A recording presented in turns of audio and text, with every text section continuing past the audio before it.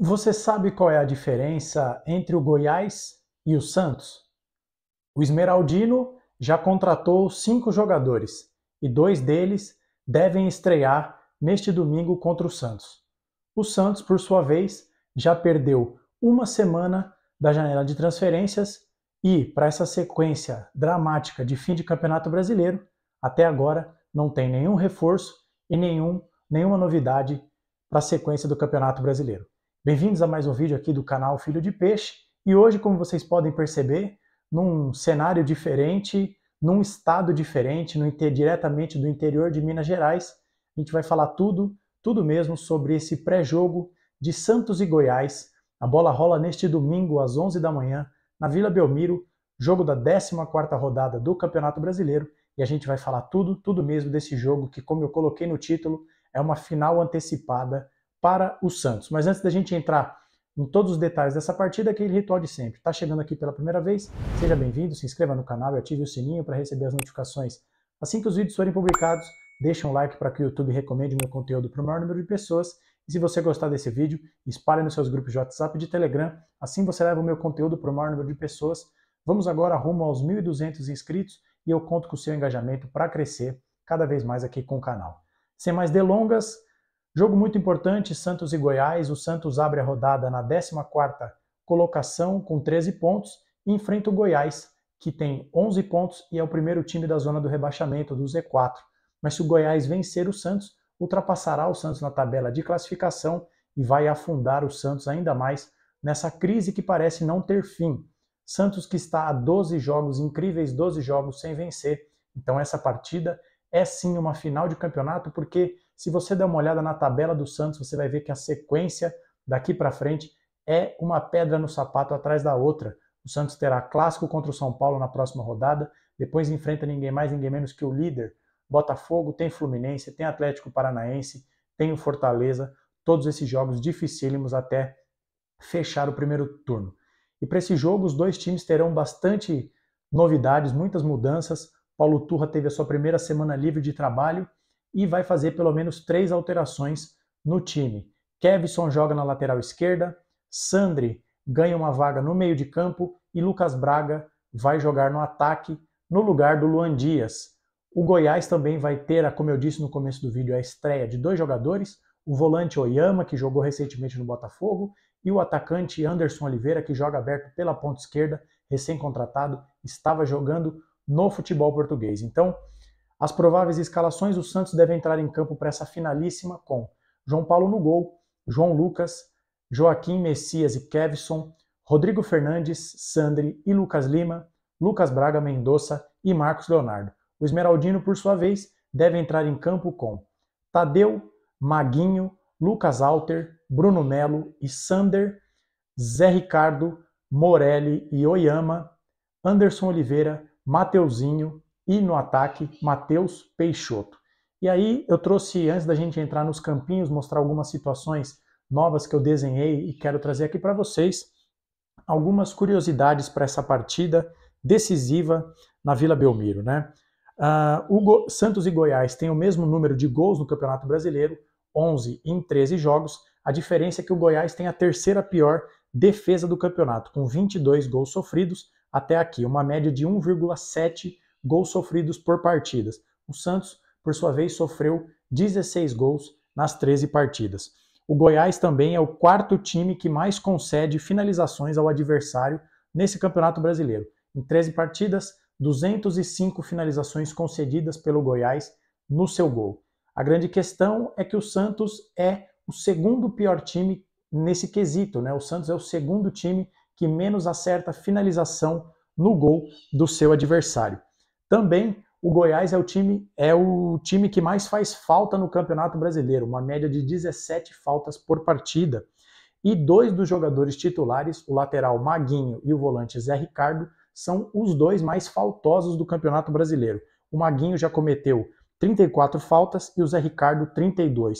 O Rodrigo Fernandes, pitbull uruguaio, que vai jogar, completa o top 5 entre todos os jogadores do Campeonato Brasileiro, com 27 faltas marcadas até aqui. O Goiás também, por esse alto número de faltas cometidas, é o terceiro time que mais recebe cartões amarelos, tá? E também é o quarto time que mais acerta lançamentos no Campeonato Brasileiro, o que já diz muito sobre o estilo de jogo do Goiás. Eu andei reparando aqui, levantei os últimos jogos do Goiás, eles alternam basicamente entre dois sistemas.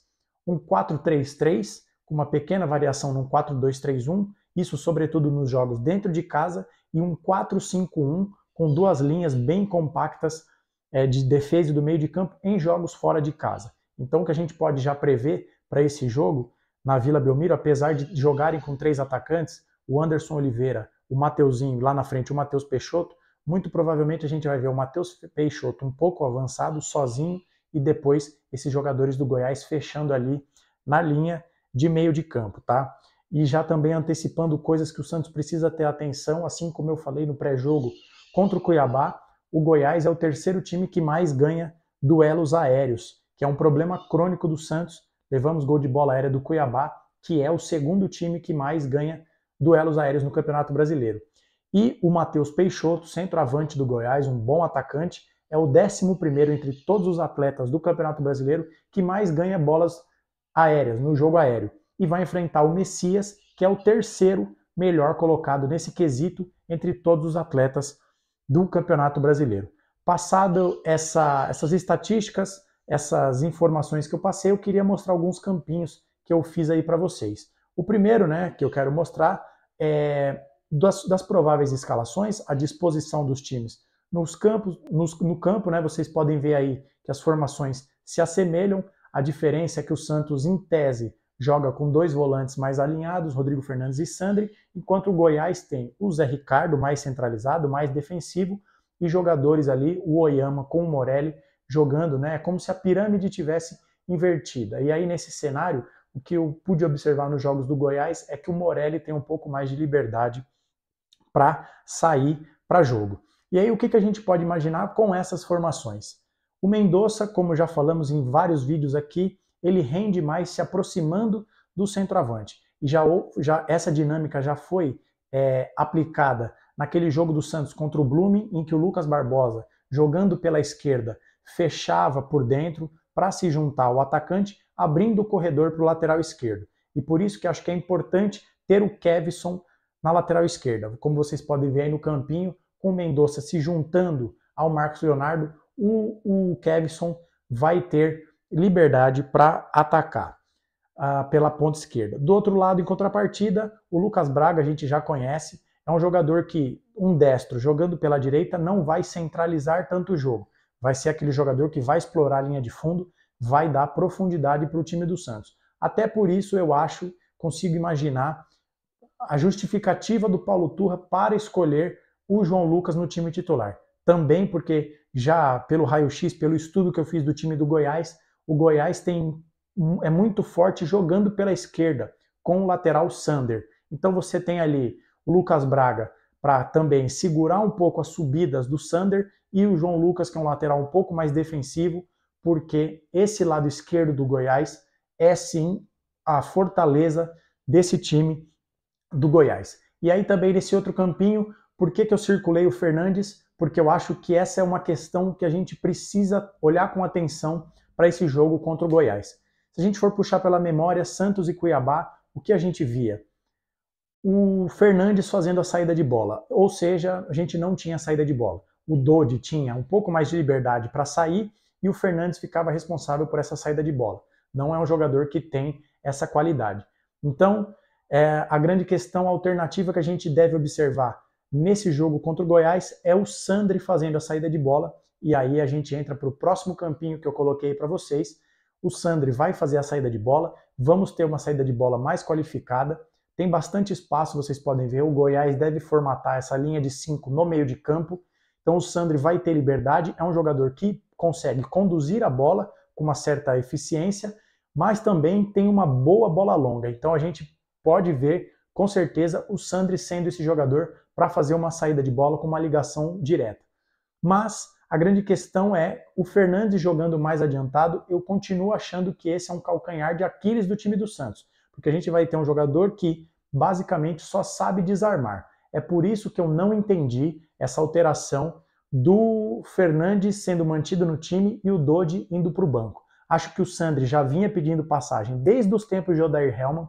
A entrada dele é um acerto do Paulo Turra, mas se o Paulo Turra cobra intensidade e cobra um time inteligente que consiga construir, não faz sentido, na minha opinião, a manutenção do Rodrigo Fernandes. É um jogador que só sabe destruir, e ainda mais, se essa formação for mantida com o Sandri fazendo a saída de bola, a gente deve ter alguns problemas, porque o Rodrigo Fernandes não é aquele jogador que pode eventualmente criar uma jogada na linha, já ali na intermediária ofensiva do time do Santos, intermediária, evidentemente, defensiva do time do Goiás.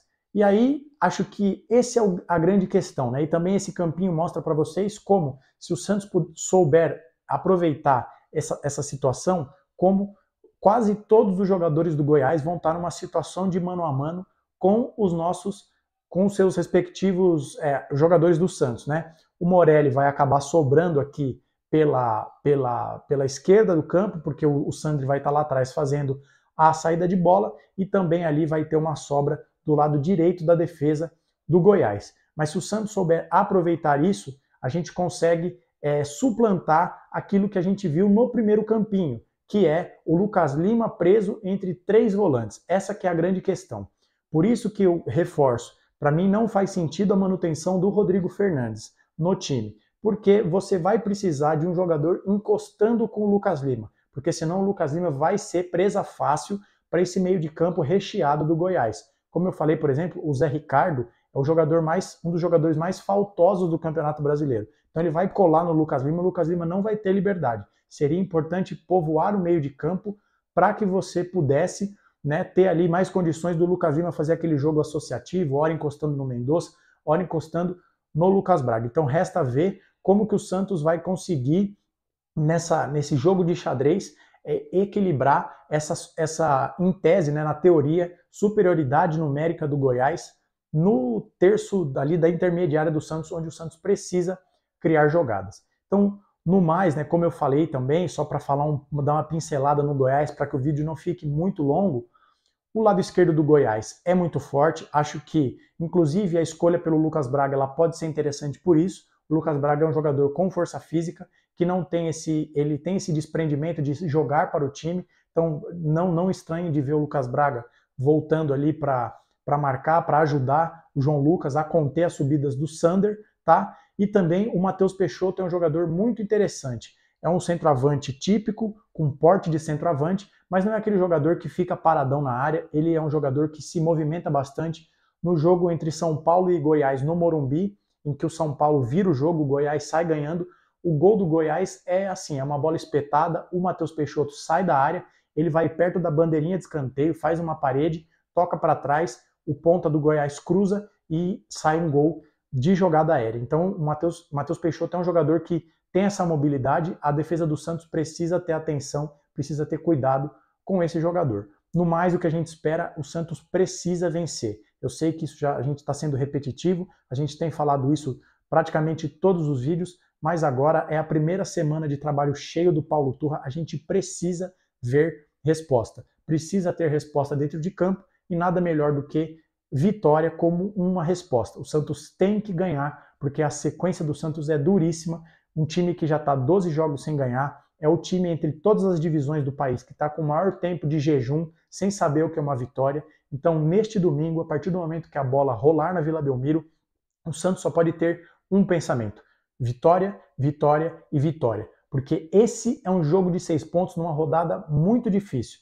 O Corinthians joga contra o Atlético Mineiro fora de casa. Se perder, o Santos teria uma chance de desgarrar. Tem um confronto direto entre Cuiabá e Bahia, e esse confronto direto também entre Santos e Goiás. Então, a vitória para esse domingo, a palavra de ordem para esse domingo é vitória. E a gente espera que finalmente o Santos consiga somar 3 pontos e encerrar essa sequência indigesta de jogos sem ganhar, tá certo? Esse é o meu comentário, essa é a minha análise. Quero saber o que você pensa e o que você espera desse jogo. Gostou desse vídeo? Deixa um like para que o YouTube recomende esse conteúdo para o maior número de pessoas. Se você está chegando aqui pela primeira vez, seja bem-vindo, se inscreva no canal e ative o sininho para receber as notificações assim que os vídeos forem publicados.